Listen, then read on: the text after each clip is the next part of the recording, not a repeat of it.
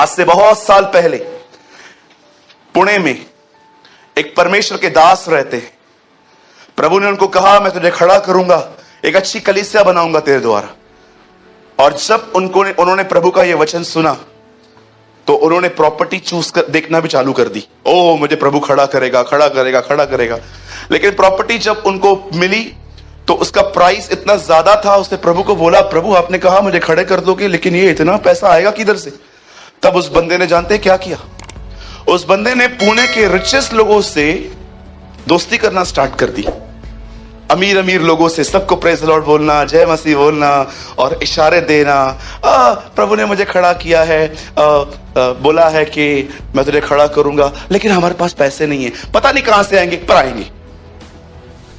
इसे कहते हैं इशारे देना, कि मैं मांग नहीं रहा हूं पर मैं मांग भी रहा हूं। होते हैं ना?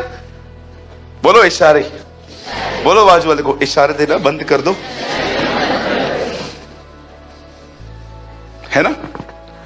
और प्रभु ने उससे कहा, ये बंद कर,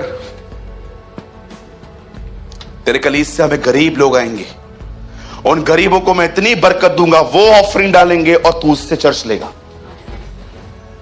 और उनके साथ वही हुआ।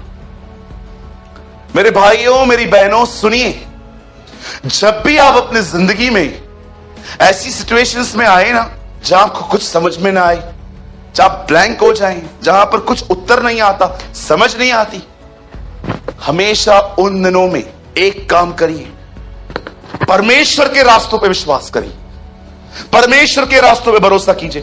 ब्रदर मुझे कोई रस्तों न थोचे, भैया मेरे को कोई रास्ता नहीं दिख रहा। यीशु ने कहा यूहन्ना 14:6 में, मैं मार्ग हूं। जब तुम्हें कोई मार्ग न दिखे तब तुम्हारे पास एक ही मार्ग है, वो यीशु मसीह है। मैं आपसे पूछना चाहता हूं, आप में से कितने लोग हैं, मुझे बताइए, आप जब अपनी सिचुएशंस में आते हैं आप दुआ करके खुदा पे छोड़ देते, आप छोड़ देते और आप उसके रास्तों पे विश्वास करते, आप बिल्कुल ब्लैंक हो जाते हैं कि वो यहां से आएगा, कि वो यहां से आएगा, आप उस पर भरोसा करते हैं। मैं आपसे पूछना चाहता हूं मेरे भाइयों, मेरी बहनों, अगर परमेश्वर आपको सब कुछ दिखा दे कि कल ये करूंगा, परसों ये करूंगा, नरसों ये करूंगा, उसके बाद ये करूंगा, तो भरोसे की जरूरत क्या है? परमेश्वर अपने रास्तों से काम करता है, आपके रास्तों से नहीं। प्रभु से प्रार्थना करें, उसे रास्ते न दिखाएं। ऐसा कर, ऐसा कर, ऐसा कर। ओ यीशु, जिन दिनों में यीशु आया, एक आदमी आके कहता है, प्रभु मेरे भाई को बोल मेरी प्रॉपर्टी का एक हिस्सा मुझे दे दे। और यीशु ने उसको यह नहीं कहा कितने बजे आना है, कौन सा हिस्सा मेरा है।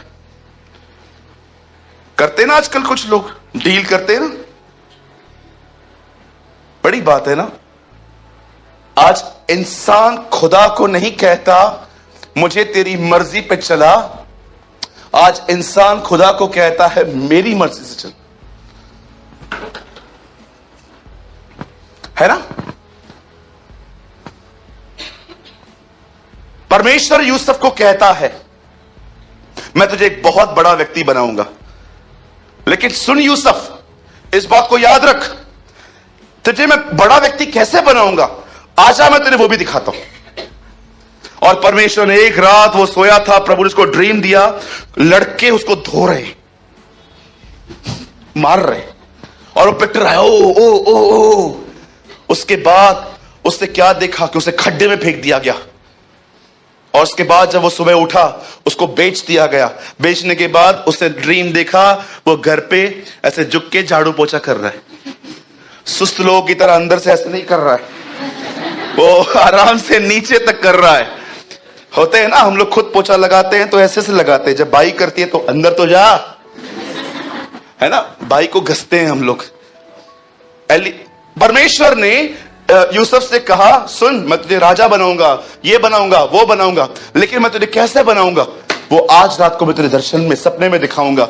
और उसने सपना देखा, लोग है ना उसको से धो रहे हैं, 10-11 लोग उसे मार रहे, ओ पिट रहा हूं, जबरदस्त पिट रहा है, वो खून बह रहा है।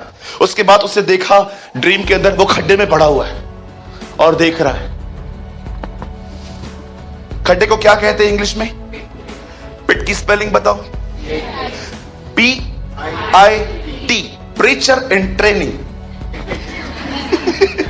Profit in training, pastor in training. जीवन में बहुत सारी चीजें ऊपर नहीं खड्डों में सीखी जाती हैं, यू नो। उसके बाद यूसुफ ने ड्रीम देखा, उसे लेके गए कहां पर, और वो पोछा मार रहा है। उसके बाद एक बहन ने खड़े होकर कहा में से व्यभिचार किया है, इसे पकड़ो।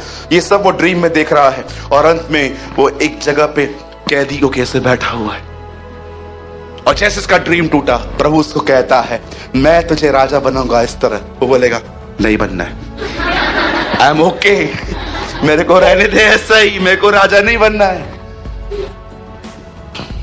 आप जानते हो, oh Jesus I give you praise. आप जानते हो, भाइयों ने बेचा, वो आगे बढ़ा। उस बहन ने उस पर एलिगेशंस लगाए, वो और आगे बढ़ा। वो जेल में गया, वो और आगे बढ़ा। और जैसे वो वहां पर गया, वो सीधा अपनी डेस्टिनी पे पहुंचा। आपकी सारी परीक्षाएं आपको डुबाने के लिए नहीं, आपको आपकी डेस्टिनी तक लेके जाने के लिए हैं। बोल यीशु मसीह की। आपकी कोई परीक्षा आपको डुबाने नहीं आई है, आपकी हर परीक्षा आपको निखारने आई है। एक फैमिली थी आज से बहुत साल पहले, जिसका जिक्र मैं कल कर रहा था, रूथ। कैसे उस बहन ने ऑनर किया कि मुझे सेकंड मैरिज से ज्यादा मैं परमेश्वर को चाहती हूं। उसकी सास उससे कहती है मेरे वोम में बच्चे नहीं है, होते तो दे देती, अब नहीं है, चली जा, अपना अपना घर देख। यंग सिस्टर, एक जवान बहन अपने नगर में जाके फिर से अपना घर बसा सकती थी, लेकिन उसने डिसाइड किया नहीं, मुझे सेकंड मैरिज से ज्यादा अपने परमेश्वर से प्रेम है। एंड यू नो, जब वो इजराइल गई, अद्भुत तरीके से, याद रखिए, यहां देखिए, यहां देखिए, आइए यहां देखिए, याद रखना, बोझ के खेत में पहुंचना इत्तेफाक नहीं था, बिल्कुल नहीं था। परमेश्वर उसे ले गया था, खुदा उसे ले गया था, और उसको राइट पर्सन से उसने मिलाया। जब लोग अपना चुनाव करना बंद कर देते हैं ना, तब वो खुदा की तरफ से चीजें पाते हैं। यस, ये घास है, ये गरीबों के लिए छोड़ी जाती थी। ये कभी खुदा की मर्जी नहीं थी कि धर्मी अपना हाथ फैलाए। इसलिए परमेश्वर ने इजराइल के अंदर एक नियम बांध के रखा था कि अपने खेतों के थोड़े हिस्से को तुम छोड़ दोगे, ताकि कोई भी तुमसे मांगे नहीं, वो खुद ही तोड़ के वहां से ले जाए। हमारा परमेश्वर कभी प्रेम नहीं करता इस चीज से कि उसके लोग शर्म में जिए।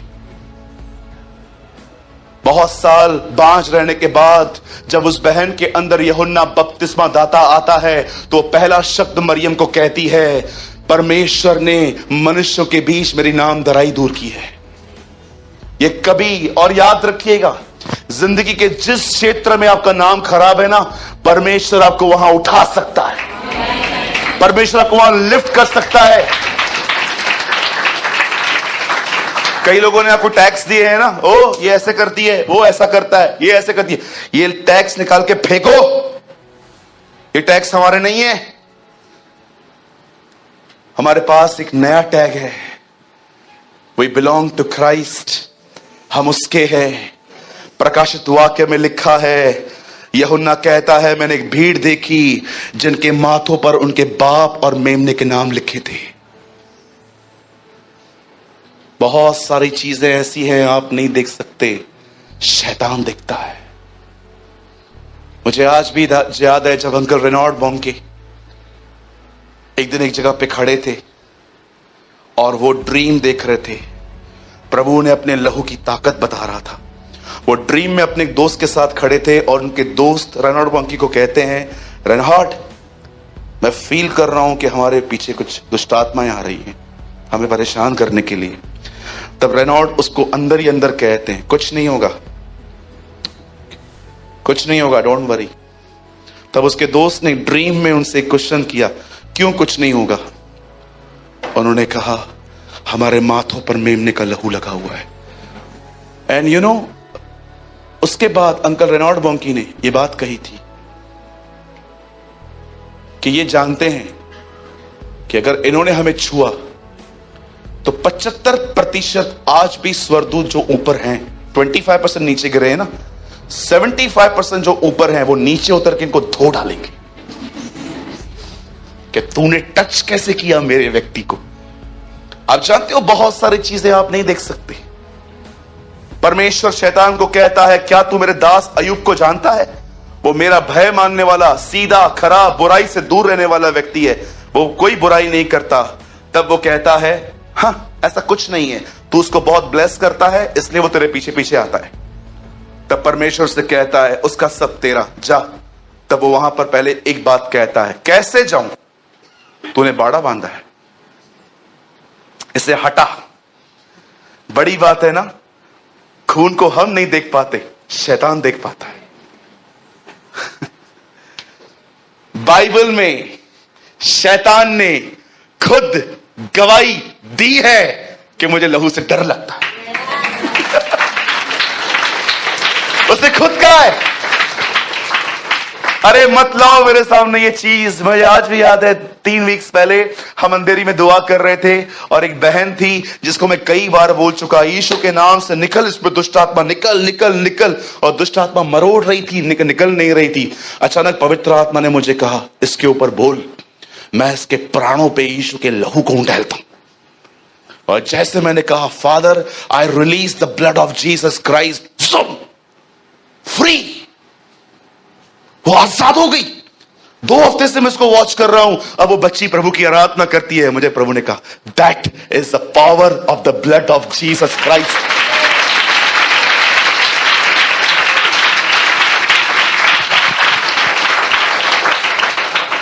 बिलीव मी, अभी भी जब मैं इस वर्ड को बोल रहा हूं ना, डीमन पजेस्ड लोगों की हालत खराब होती होगी।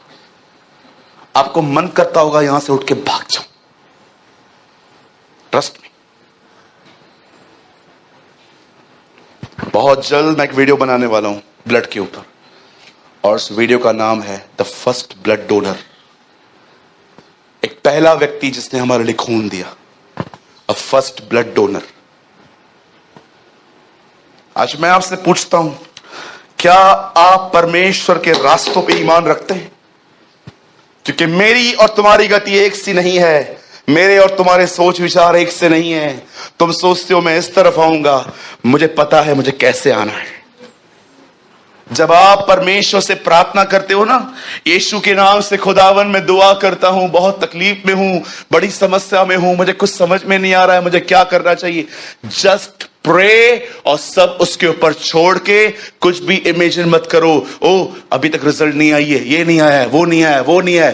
जस्ट चुपचाप से चलो, आराम से रेस्ट में चलते रहो, उसके ऊपर छोड़ दो। उसकी और तुम्हारी गति में जमीन और आसमान का अंतर है। जो तुम सोचते हो उससे नहीं, वो उससे बढ़कर कर सकता है। यूसुफ नहीं जानता था कि जेल से सीधा सिंहासन आ जाएगा। रूत नहीं जानती थी एक खेत से वो सीधा अपने घर में चली जाएगी। पतरस नहीं जानता था उस बोट को छोड़ने के बाद वो उसकी बोट में बैठ के लोगों को बचाएगा। अपने सारे ख्याल खत्म करो। वो सोचता था मैं आज घर जाऊंगा, मछली पकाएंगे, खाएंगे, सो जाएंगे। यीशु ने कहा तू मनुष्य को पकड़ने वाला बनेगा। मरियम सोचती थी मैं यूसुफ से शादी करूंगी, हमारे बच्चे होंगे, हम बच्चों के अच्छे अच्छे नाम रखेंगे, उसके बाद क्या लाइफ होगी। खुदा ने कहा तेरे द्वारा यीशु आएगा। इतिहास गवाह है, जब लोगों ने अपने प्लान ड्रॉप्स किए हैं, खुदा ने महान प्रतिज्ञाएं पूरी की हैं। ओ खुदा किससे तो बात कर रहा है आज। छोड़ दो, परमेश्वर अपने रास्तों से, अपने तरीकों से काम करता है। कराची में एक व्यक्ति है, उसे लाहौर जाना था, पैसे नहीं थे भैया के पास। प्रभु से कहता है प्रभु दुआ करता हूं मुझे पैसे दे दे, मैं बस में जाके वहां बैठ जाऊं और मैं घर चला जाऊं। प्रभु ने उससे कहा तू कहां जाना चाहता है? मैं घर जाना चाहता हूं। कहां खड़ा है? कराची में। कहां जाना है? लाहौर जाना है। प्रभु पैसा नहीं है। पैसा चाहिए? हाँ, एक काम कर, सामने एक पब्लिक टॉयलेट है, वहां जा, फेस वॉश करके आ पहले। उसे वो प्रभु को सुनने वाला व्यक्ति था। उसे कहा, प्रभु मुझे जरूरत नहीं है, मैं ठीक हूं, तू जा तो सही।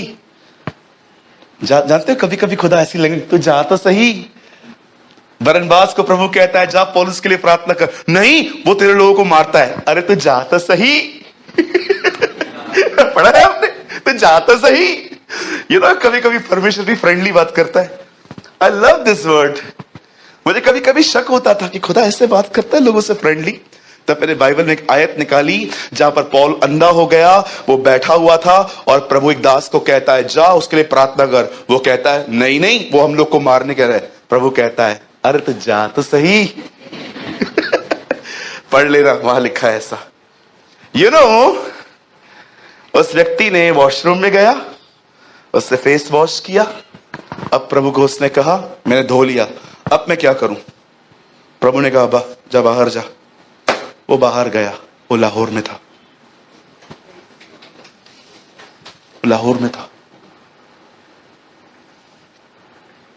सरकारें बदल देता है वो अपने लोगों के लिए, ऋतुओं को बदल देता है वो, चीजों को बदल देता है वो। अगर एक ऐसा व्यक्ति उसे मिले जो ये विश्वास करे कि वह है। कितने लोगों ने ये वचन पढ़ा है? भैया एक वचन लगाओ जल्दी से, मैं इसको बोल के बस खत्म करना चाहता हूं। मैं विश्वास करता हूं ये वचन आपको एक नई जिंदगी दे देगा। आमीन। 11:6 इब्रानियों, यहां देखिए, खोलिए मत, यहां देखिए सब। बदल फास्ट लगाइए। हिब्रू 11:6 बहुतों ने ये पढ़ा है ना। और विश्वास बिना उसे प्रसन्न करना अनहोना है, क्योंकि परमेश्वर के पास आने वाले को विश्वास करना चाहिए कि वह है। यहां देखिए, कितने लोग ये बात जानते हैं कि परमेश्वर ये चाहता है कि हम विश्वास करें कि वो है। मैंने एक दिन प्रभु से कहा, आप कहां हैं? प्रभु ने कहा, क्या तू प्रभु की प्रार्थना जो मैं बोलता हूं, ऐ हमारे बाप, तूने वो ठीक से की है?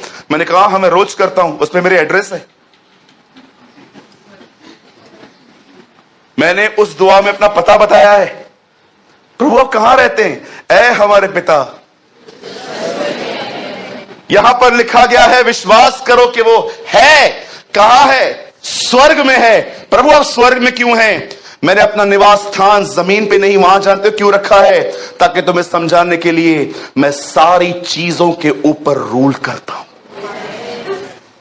जब भी आप दुआ करते, जानते हो क्या कहते हैं? खुदा आप जमीन पे, आप जो स्वर्ग में हैं, वो स्वर्ग में इसीलिए है ताकि वो आपको बता सके कि आपकी सारी सिचुएशंस उसके नीचे हैं, वो सबसे ऊपर है। तू जो स्वर्ग में है। परमेश्वर के पास आने वाले को विश्वास करना चाहिए कि वो स्वर्ग में है। मैंने अपनी बाइबल में ऐसा लिखा है, वो स्वर्ग में है। प्रभु इतना ऊपर क्यों है? तुम्हें समझाने के लिए। सब मेरे नीचे, मैं सबके ऊपर प्रभुता करता हूं। इसीलिए पौल कहता है, उस एकमात्र बुद्धिमान परमेश्वर की महिमा अब से लेके सर्वदा होती रहे। परमेश्वर के रास्ते बहुत अलग हैं, वो अपने तरीकों से काम करता है। बाइबल बंद कीजिए।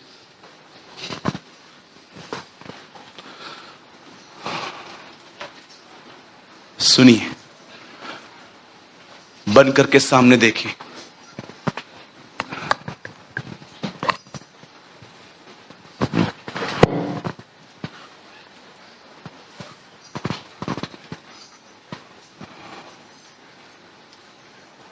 सुनिए,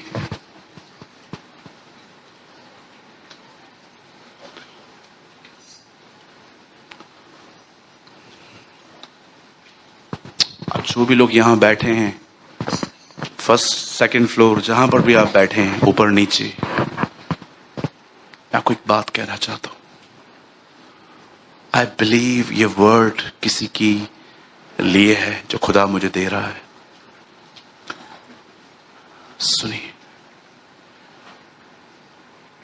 कभी भी आप देखें कि जब देरी हो, तब याद रखें कुछ उत्तम होगा।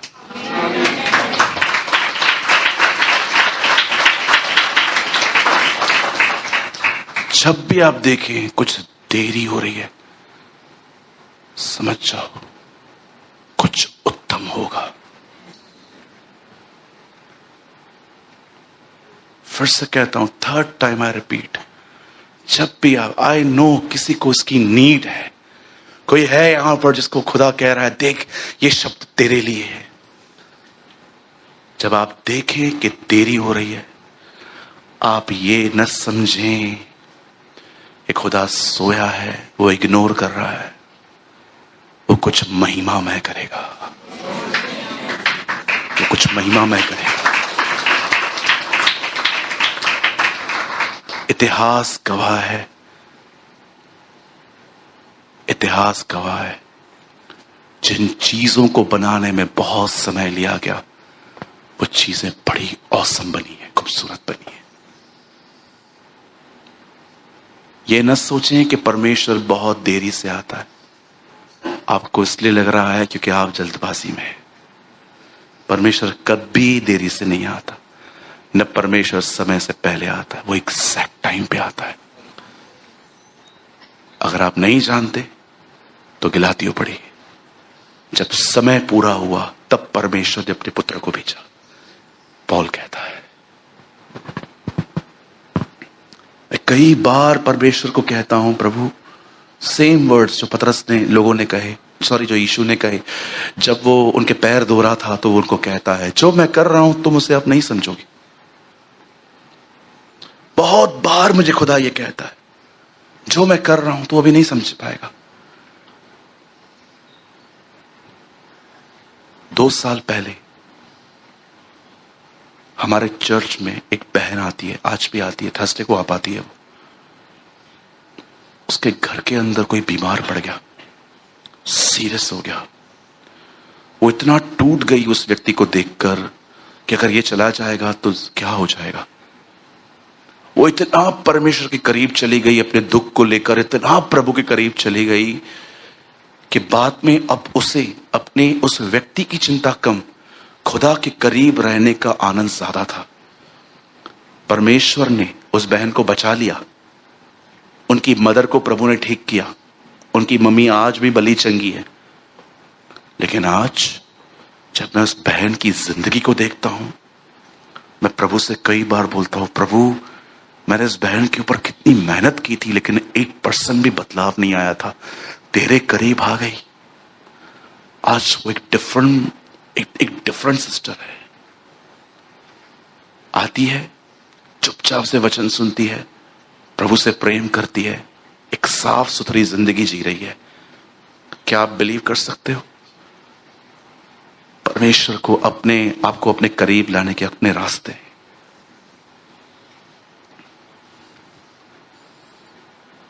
प्रभु बड़ा महान है। जब एक आदमी से दुष्ट आत्मा निकालता है और उसकी दुष्ट आत्मा सूअरों में डाल देता है, तब भीड़ आके कहती है, यहां से चला जा, हमारे बिजनेस को डिस्ट्रॉय किया है तूने। और वो व्यक्ति जिसमें से चंगा हुआ था वो आके कहता है, क्या मैं भी आपके साथ चलूं? See the god of wisdom. No, घर जा और सबको बता तेरे साथ क्या हुआ है। पवित्र आत्मा देखिए क्या बुद्धि देता है। यीशु तू नहीं जा पा रहा है ना, अब ये प्रचार करेगा। He will preach. See the God of wisdom.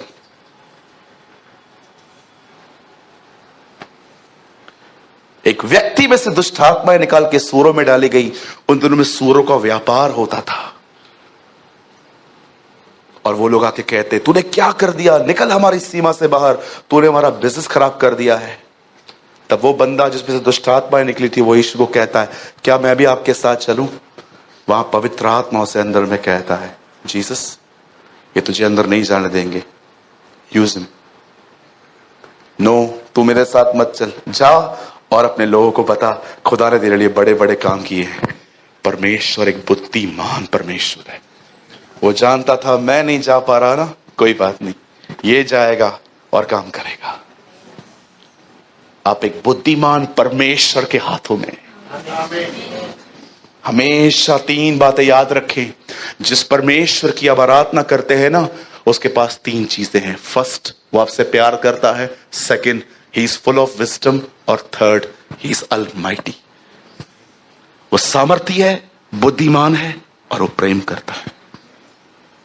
चौथी बार ये लाइन बोल के मैं खत्म कर रहा हूं।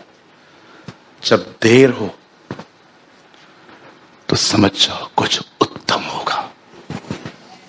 समथिंग ग्लोरियस, कुछ महिमामय होगा, उम्मीद से बढ़कर होगा कुछ। इसीलिए विश्वास योग्य रहिए। ये मत सोचिए कि प्रभु पर्दे के पीछे चुप करके बैठा है, बिल्कुल नहीं। वो कुछ कर रहा है। जानते कहां कर रहा है? आपके अंदर कुछ कर रहा है। Inside. Oh, I feel the glory of God is here. मैं विश्वास करता हूं प्रभु की महिमा इस जगह पे। Shall I repeat for fifth time? जब आप देखो कुछ देर हो रही है, तब आप ये जान लो कुछ बेहतर होने वाला है।